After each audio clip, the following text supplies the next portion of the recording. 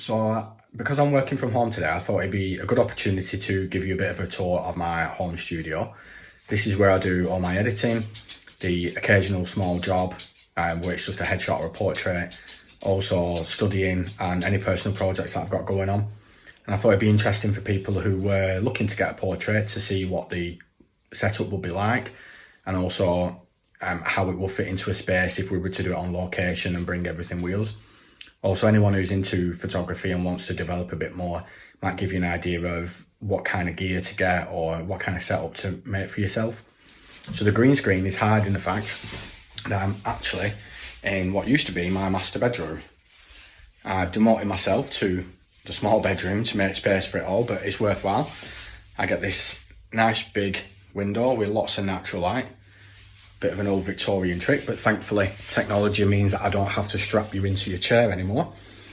And that is a basic portraiture headshot setup. Just a single light, camera, chair, pop-up green screen, which I can change to different colours if I need to. Everything fits into this nice little bag.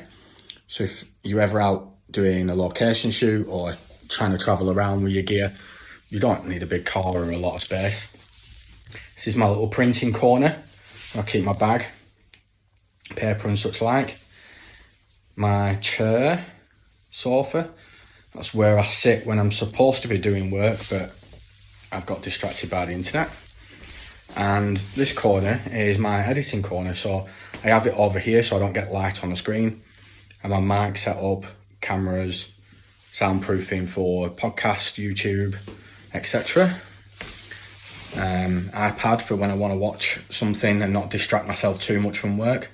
And even though I can't really show you all the photos, this is the working project for the puppy shoot that I did the other day.